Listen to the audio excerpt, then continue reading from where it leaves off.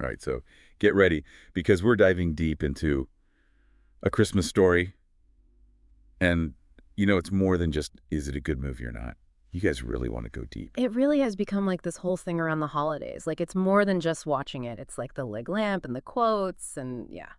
Yeah, it's totally part of the season now. Yeah. And that's what we're going to look at. We're going beyond just like, oh, Ralphie wants a Red Ryder BB gun. Yeah. We all know that. It's like, how did this movie become such a phenomenon? And how is it different from the book? And also, it's set in the 1940s.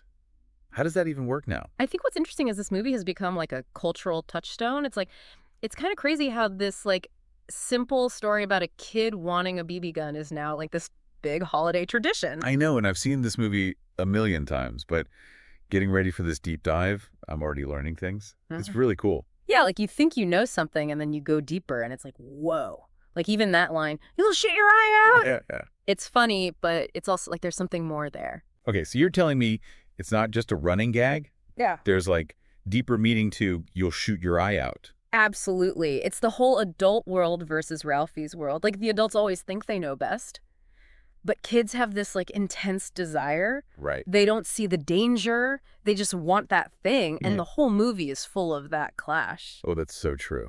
It's Yeah. like when he decodes the message and it's like, drink more Ovaltine. It's just like, oh, Oh, bummer. yeah, total letdown. But like we've all been there, right? Exactly. And speaking of things you might not know, did you know the movie's based on a book? Oh, really? Did not know that. Yeah. In God We Trust, All Others Pay Cash. Okay. It's more episodic, like little stories, and the characters are like way more fleshed out, especially the dad. So you're telling me like the book version of The Old Man has like more depth and the movie just makes him like the funny dad? Yeah, kind of. I mean, the movie streamlines things to make it funny. Like in the book, you really get why the old man is frustrated or, what his dreams are. The movie, he's just the kind of grumpy, funny dad. I guess that makes sense. Works for the movie, but yeah. But you lose a little something. Yeah, maybe. So the movie sacrifices some depth to get the laughs, Yeah. which I guess for a holiday movie, you kind of have to. Okay, but here's a question I've always had. Does the 1940s setting actually matter? Is it just to make it look old-timey?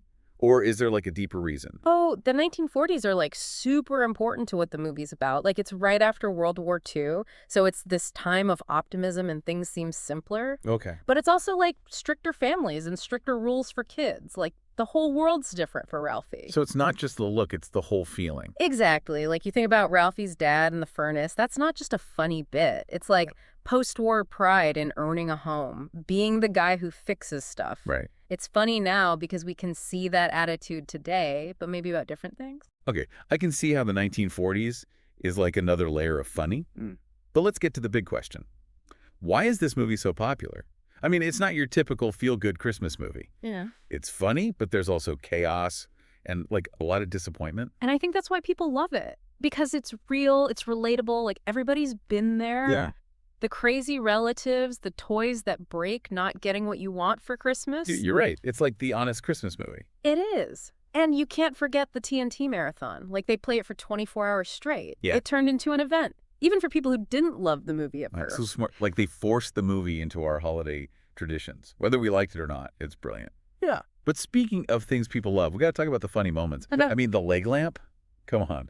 His dad calls it a major award, and then it breaks. Comedy gold. The leg lamp is perfect. Yeah. Because it's like childhood innocence and the adult world all at once. Like kids don't get, adults are dying laughing. Right. And it becomes this image that represents the whole movie. Totally. It's become bigger than the movie itself. But there's so many other great moments, like when Ralphie finally decodes that message, and it's just an ad for Ovaltine. Oh, yeah. It's so funny. Yeah. But it's also like a universal truth about being a kid. It's true. And it's not just slapstick humor. Like, that decoder scene works because we've all felt that letdown when something you build up in your head doesn't deliver. Totally. That's why people still quote it. It's like relatable disappointment. Yeah. And that's what makes it timeless. Yeah. Right? It's not just funny because of the time period. It's funny because it's like these universal experiences. But we can't forget about the tongue on the flagpole. Poor Flick. That scene is hilarious and cringy all at the same time. It's that classic kid thing where you think you're invincible. Like, consequences, who cares? Right. I'm always surprised nobody sued them for encouraging dangerous behavior. Right. It's amazing nobody's pointed at that scene and said, this movie made me do it. Yeah. But hey, It makes for a great story. And that's what we're here for. Yeah. Speaking of stories, have you seen how much this movie has impacted our culture? There's sequels and a play and even a museum. A museum. Oh, you have to tell me more about that. Yeah, it's called the A Christmas Story House and Museum. It's in Cleveland, Ohio, where they filmed the outside of the house. Oh, wow. They've made the whole house look exactly like the movie. That's so The cool. leg lamp and all. Yeah. And fans can go tour it and see all the props up close. That is amazing. Yeah. It's like stepping right into Ralphie's world. Mhm. It just goes to show you how much this movie has stuck with people. Totally. And there's tons of merchandise, too. Red Ryder BB guns, leg lamp night lights, pink bunny suits, you name it. The movie's really good at creating those like iconic images. I've noticed that a lot of the merch is like the more ridiculous stuff from the movie. Right, but that shows you how good it is at making those images stick in your head. The leg lamp, the bunny suit, even the Fragile crate. You see them and you instantly know what it's from. Yeah, and we can't forget the sequels. Yeah. There have been a few tries to make another Christmas Story. There have been, yeah, A Christmas Story 2 didn't do so well. But A Christmas Story, Christmas, the one that came out a few years ago, that one was better. What was different about A Christmas Story Christmas? Did they try to do something new, or was it just like a nostalgia trip? It was a little of both. It's Ralphie as an adult. Now he's a dad, and he's trying to give his kids the same Christmas he had. Cool. So it brings back some of the characters and themes, Right. but it also shows the ups and downs of being an adult. So it's like a grown-up A Christmas Story. Kind of. Yeah. Interesting. Did it have the same kind of humor? It had funny moments, for sure. But it was more heartwarming and sentimental than, like, laugh out loud. Right. It's a different kind of movie, but it still uses that nostalgia and family stuff that people love about the original. Yeah, it's hard to capture that same magic. It is. But it's cool. They tried to show what happens after Ralphie gets the Red Ryder. Which brings up an interesting question. Do you think the movie's humor holds up today? Like some of it feels very 1940s. That's a great question. Some people say some of the jokes are dated now, maybe even a little insensitive by today's standards. Yeah. Like the bullying at school. Yeah, and the gender roles are definitely from that time. Ralphie's mom is basically stuck in the kitchen, and his dad is king of the castle. It's funny, but it also makes you realize how much things have changed. Totally. Okay, so some of the jokes might not land the same way for everyone now, but you're saying the core humor, the stuff about family and childhood and Christmas stress, that's still funny. Oh, absolutely. Yeah. That stuff's timeless. Right. We might have smartphones and social media now, but awkward family dinners and getting the wrong gift and trying to make Christmas perfect, that's all still super relatable. Exactly. A Christmas Story gets those universal experiences perfectly. And that's why people still watch it generation after generation. All right, before we move on, what was your biggest takeaway from all this research? You know what really struck me? This movie seems so simple on the surface. It's a Christmas movie, Yeah. but it's become this whole cultural thing. It really has. It shows you the power of good storytelling and nostalgia and characters you can relate to. Couldn't agree more. It's amazing that we're still talking about this movie and analyzing the jokes all these years later. It proves A Christmas Story is more than just a holiday movie, like a cultural touchstone. But now it's your turn, dear listener. We've explored the history, the humor, the cultural impact, even the sequels.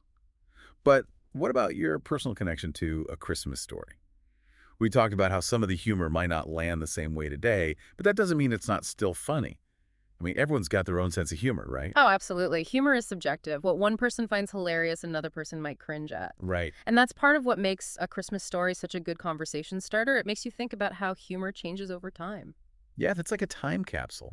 It shows us what made people laugh back then. Yeah.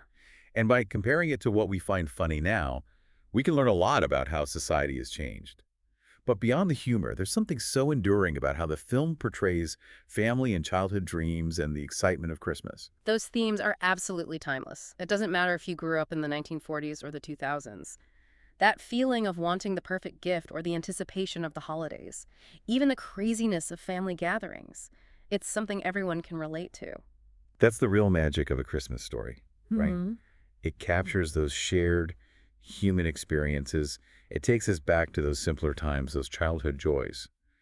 And it reminds us about the importance of family. Beautifully said. And I think that's why it keeps resonating with audiences year after year. It's a reminder that the most powerful stories are often the ones that reflect our own experiences, even if they're set in a different time. Well, I think we've officially covered everything there is to know about A Christmas Story. We've gone through the plot, the characters, the humor, the historical context, the cultural impact, even the sequels. We really dug deep into those sources you provided, comparing the book and the movie and even touching on some of the more debated aspects of the film's humor. But in the end, it's up to you, the viewer, to decide what A Christmas Story means to you. We hope this deep dive has given you a new appreciation for this classic film and its lasting impact, whether you watch it every year or have never seen it before. And maybe it will inspire you to revisit the movie or even pick up the book with fresh eyes. Pay attention to the details, the humor, and the historical context. You might be surprised by what you discover. So until next time, keep those bunny suits handy, watch out for falling icicles, and remember, you'll shoot your eye out. And don't forget to drink your Ovaltine. It's honest about the holidays, and that honesty, connects with people. And then you got the TNT Marathon, playing it for 24 hours straight. It's like an event, even for people who might not have loved it at first. Yeah, that marathon is genius. It's like they forced the movie into our holiday traditions, like you said, whether we liked it or not. But speaking of things people love, we got to talk about the funny moments. I mean, the leg lamp, it's iconic. His dad calls it a major award, and it gets broken. It's like comedy gold. The leg lamp is the perfect example of how the movie mixes that childhood innocence with, the adult world. Kids don't get it. Yeah. Adults think it's hilarious. Yeah. And it's this visual symbol of the whole movie. It's true. It's like become bigger than the movie itself. But there are so many other great moments. Like when Ralphie finally decodes the secret message, and it's just an ad for Ovaltine. Oh. It's not just funny. It's like a universal truth about childhood. What's interesting is how the movie gets the laughs. It's not just slapstick. That decoder scene works because we've all felt that letdown. When something we build up in our heads just doesn't deliver, Right. that's why people still quote it. It's relatable disappointment. And that's what makes it timeless, right? It's not just funny because the time period. It's funny because it taps into these universal experiences. But we can't forget the infamous tongue on the flagpole scene. Poor Flick. That scene is both hilarious and cringeworthy. It totally plays on that childhood daredevil mentality. You know, where consequences are an afterthought? Although I'm surprised no one has sued for, encouraging dangerous behavior. Right. It's a wonder someone hasn't pointed to that scene and been like, see, this movie made me do it. But hey, it makes for a great story. And that's what we're here to talk about. Speaking of stories, the cultural impact of A Christmas Story is huge. It's got sequels and a stage adaptation. There's even a museum dedicated to the movie. A museum? Okay, you've officially piqued my interest. Tell me more. The A Christmas Story House and Museum is in Cleveland, Ohio, where they filmed the exterior shots. Oh, wow. They've restored the house to look exactly like it did in the movie, complete with the leg lamp. Fans can tour the house and see all the props up close. That's amazing. It's like stepping right into Ralphie's world. It just goes to show how much this movie has captured people's imaginations. Yeah. Even decades later. And there's a ton of merchandise. Huh. Red Ryder BB guns, leg lamp, night lights, pink bunny suits, you name it. The movie has a real knack for creating iconic images. I've noticed that a lot of the merchandise seems to focus on the more outlandish aspects of the movie. Right. But that speaks to its ability to create those memorable images. The leg lamp, the bunny suit, even the fragile crate. They're all instantly recognizable. And let's not forget the sequels. There have been a few attempts to recapture the magic of A Christmas Story. There have been, A Christmas Story 2 didn't do well, but A Christmas Story Christmas, which came out a few years ago, had a much better reception. What was different about A Christmas Story Christmas? Did it try to do something new, or was it just a nostalgia trip? It was a bit of both.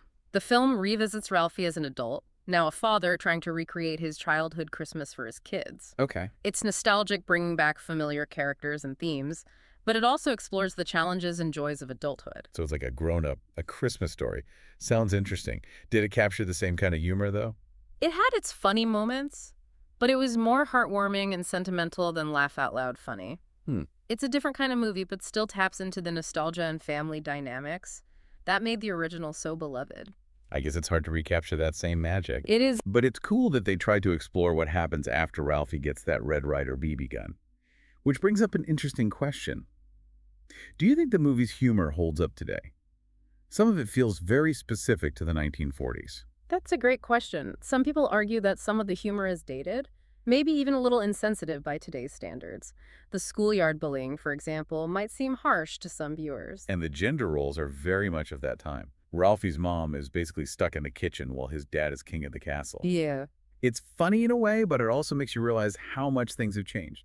exactly. But while some jokes might feel quaint or even problematic to modern audiences, the core humor about family dynamics, childhood mishaps, and holiday anxieties is timeless. It's true. We might have smartphones and social media now, but the awkward family dinners, the disappointment of getting the wrong gift, the chaos of trying to create the perfect Christmas are still incredibly relatable. Precisely, A Christmas Story captures those universal experiences beautifully, which is why it continues to resonate with generation after generation.